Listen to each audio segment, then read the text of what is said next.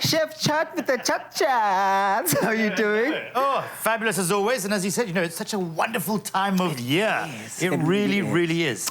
Ever heard of a hot cross bun loaf? Have you heard of that? Well, we say go big this Easter by spoiling your friends and your family with this delicious version of the classic hot cross bun. And you know what, Chat? For me, every single time we take a classic and we sort of bring a twist to it, that's where I go, yes, we have achieved the human potential of humanity. Oh, you love to take something and sort of change it up and something so traditional and so classical. And, you know, this is what reminds me of Easter here. My Easter, without a hot cross bun, it's just not the same. What is it? And, Nothing. yeah, I think it's something that's quite fun to actually put together and put into a loaf. It's sort of new. It's a new era, a new dawn that goes with it. And it looks good, too. Oh, absolutely. Now, very typically, what goes into hot cross buns? Well, I mean, it's all about the wonderful spices. Okay. Think of allspice, ginger, which has wonderful warmth, and then some cinnamon. So all those lovely warm spices that we associate life with, not coriander and cumin, but the cinnamon, the nutmegs of this world. That's what really, exactly, it gives you that sort of anxious kind of you got full of tension, right? Absolutely. So that's what really sort of makes it. Obviously, it's enriched with an egg and some butter and milk as well. Yes. And, of course, you know, lovely little bit of raisins. But I think it's also great, you know, if you haven't got raisins or you've got that, you know, cupboard or that's full of all sorts of little bits and pieces. What has it got? From last year. Exactly. You know, pumpkin seeds and all that. I know it's changing things up a bit, but it's a great time to use those up. Or we've got some leftover prunes, chop them up and add them into it. And it really is one of those sort of simple sort of things. So with the dry ingredients, you literally just want to pop everything into your bowl. So What's with that? Flour, Is that sugar? cast the sugar into there. And then a little bit of yeast. And I always put my yeast to one side. Why? Because there is one little enemy of yeast, and that is salt. Oh, they don't marry well. They do not marry well at all. And literally put it onto the opposite side of the bowl. Will they attract at some point? Well, at some point they're going to, but once you sort of emulsify it with a liquid base, then it's fine. But you literally put your salt on top of there and start killing your yeast, which you don't want. And then all those wonderful spices, which I just love. Those are the spices that really do smell like holiday season. Those say Easter, Easter, Easter bunny. Have you seen the Easter bunny? Absolutely. So raisins, your sultanas, whatever you like into there.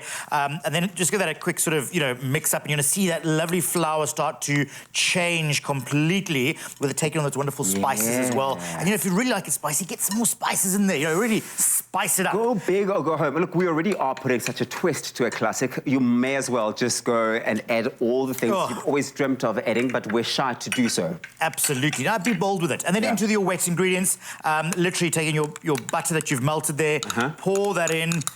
How much butter is too much butter? Well, it's never too much. But again, remember what butter does. Butter is going to give us a wonderful sort of voluptuous content to the actual loaf itself there. But again, you don't want too liquidy because then you're not going to be able to evaporate because there's a high fat content in there and protein content. So you don't want to do that. And then, of course, with your milk going into there as well. And then, of course, a bit of sweetness with apricot jam. I'm the guy for sweetness here. Anything sweet, I say bring it on, baby.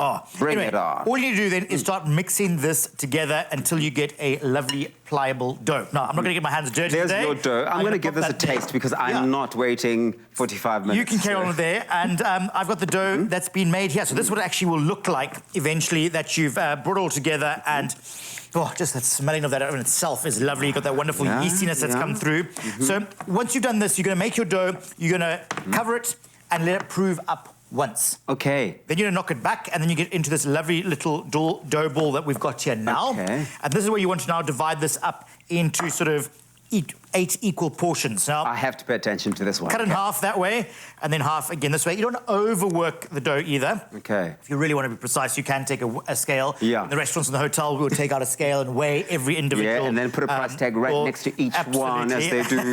Yeah. And all you do is just divide that up just like that. So nice and easy. I mean, let's keep it fairly sort of rustic there. Okay, I'm going to give this a taste. And then take in your little loaf tin here. You can, it's not essential to put a little bit of baking paper in, but that does help sort of make it pop out a little bit easier on there. And then take those and just roll your dough balls just like that beautifully, and just keep working that. And hopefully you'll get them all exactly the same size. I'll tell you this tastes amazing. Oh, I'm sure it does. You didn't see me taste it, but I had a go at that. Tastes really, really good. I love that we've given a twist to a classic, but we've honoured some of the fundamental sort of basics of it, right? Oh, you still are getting a hot cross sort of It's very reminiscent of it. It reminds you of it. It is it, just in a different form, and you've put a twist to it in spices. Yeah. But now what's very important, if you can mix there the flour and the water for me. Okay. So if you can make that paste, and that's what's going to make the cross on top of the hot cross buns. So what is this flour? Pop your flour into there so that you can use a corn flour, sometimes use a mix there, but just say some straight flour there, and then water. Now add half of it and then start mixing. Don't add all of it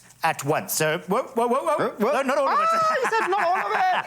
Okay, let's see. How do I save it? If I've gone and done all of it, what do I do? The other way it's going to go around is some flour. And don't worry, I've got some extra flour here if need be, because you want that to be the right consistency to be able to do the cross. That. Exactly. So let me just remove that. How long does it take to make to put that in the oven? 45 so that's going to be 35 minutes after it's sort of proved again. So I'm going to add a little bit more in here. So you keep mixing that into that paste there. I mean, if this was a restaurant, I would be fired by now. No, you won't be fired. Again, that's the best way to learn, is you start to sort of see things like that, and you realise what to do, not to do next time, and it makes life so much easier. That's true. Learn from my mistakes, okay? Oh, absolutely. Go and get yourself this recipe on afternoonexpress.co.za.